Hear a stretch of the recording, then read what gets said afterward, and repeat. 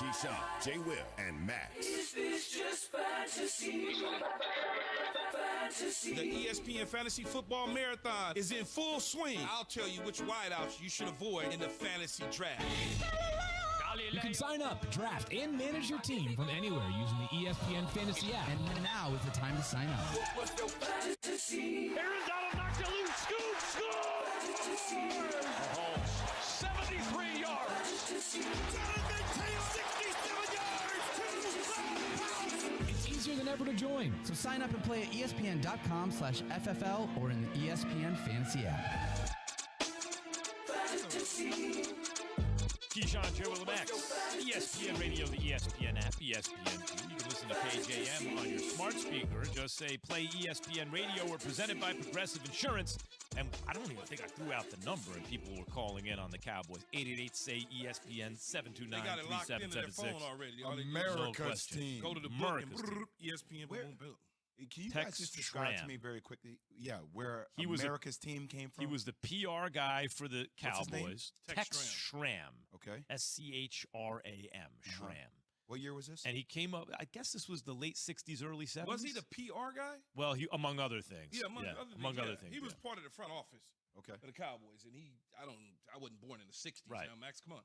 But he basically dubbed them as the America's team and also said something like the hole in the roof of the old Texas Stadium so the guy can watch us on Sundays. Oh, jeez.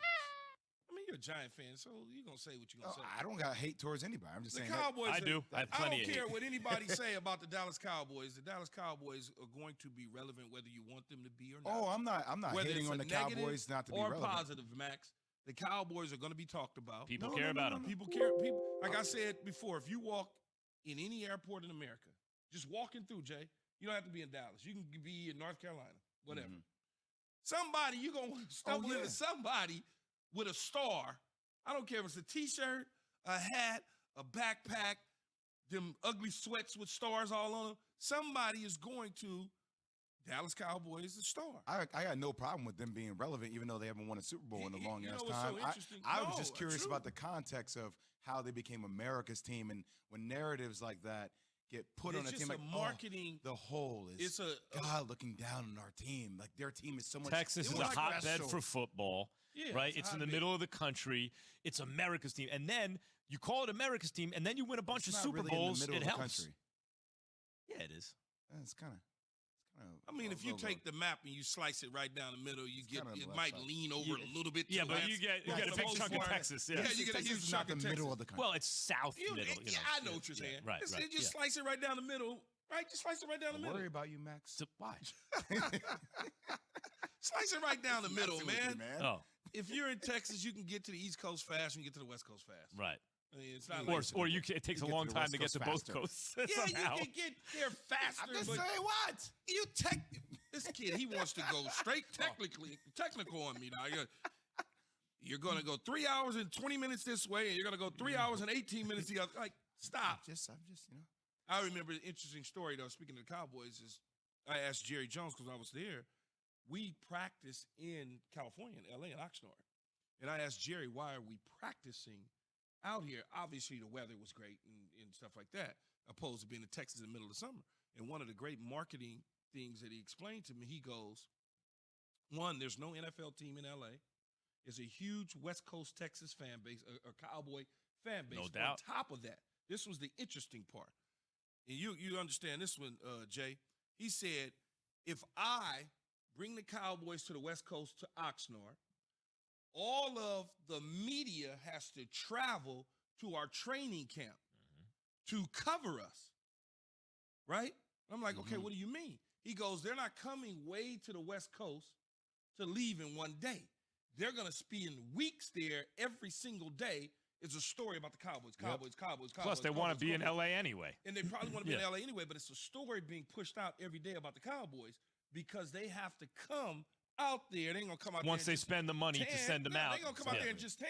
Yeah. To me, that was smart. That's what he's been good at. By the way, and because of the, listen, That's why he got a $10 billion team that he bought for like $200 million. Key, you and I were both at 710 Where we at, Jay? ESPN, LA Radio, and we used to cover. We used to go to Oxnard. Yeah, the all whole the time. radio station would go to Oxnard to cover the Cowboys preseason before there was a team in LA. It's true. But this is, the St. Louis Cardinals. I've mentioned this on the show before. They're a very popular team because for a while they were the farthest team out, right? They're the only team past the Mississippi River. So everyone west of the Mississippi River in the country, the only games they get on the radio were Cardinals games, right? So they have a bigger fan base than you would think. Same thing. Smart. He recreated that for the Cowboys. And I think the Cowboys, this is the year to do anything. If Mike McCarthy and the Cowboys don't do what they think they can do, it'll probably be some household changes. Oh, yeah. It'll probably be. So here's the ESPN reporter Diana Rossini's thoughts on McCarthy and how hot the seat is. Listen to this. I'm not sure if it's on the side of warm hot yet, but obviously all eyes are on him. He is fully aware of all the chatter around Dallas about his job status. And I'm listening to Tim talk about how he would have liked Mike McCarthy to really take advantage of this opportunity to lay into these guys, to let them know they've got to clean it up. And I'm thinking, come on, Tim, give him the benefit of the doubt. But here's why Tim doesn't want to give him the benefit of the doubt, because over the last 2 seasons, we're talking almost 300 penalties. That's a lot. It comes down to fundamentals and being undisciplined, and that does fall on coaching. It does. And yes, the players have to take responsibility. They need to get better here. And I'm sure today in meetings, it was not a good day for these players as they probably watched back film to see these mistakes. But it's got to get clean because Dallas cannot just rely on their talent. 300 penalties. You're starting to approach 20 a game. I haven't played football in 20 years or whatever it's been. Listening to Diana Rossini talk just now, I got chills because I got scared. I got scared of what could have happened if I was being coached by Parcells and that was like, I may have not committed the penalties. You and Jay may have committed the penalties, but guess what? We're a team. Man, we would be running. It would be suicide drills. It would be concentration drills. It would be stuff that you'd be like, man, come on. I've seen it up close in person to a point where Brian Cox got so teed off at one of our teammates for making mistakes, and we had to suffer it as a team because they came in the next day. And so, man, B. Cox wanted to beat the you-know-what out of the dude. I mean, it's just... And then also in your bones, you know it differently when you're like, I don't want to have to go through that. Man, I don't want to feel like dealing with that. But you know when... Legs It just sore? feels this way, and I'm not saying it is, but it does feel like Mike McCarthy has lost the locker room. Already? Because my thing is, when he gets goosebumps like that, right? Because it sends chills down his spine because he knows what's about to happen. And I feel that way. I felt that way with Coach K.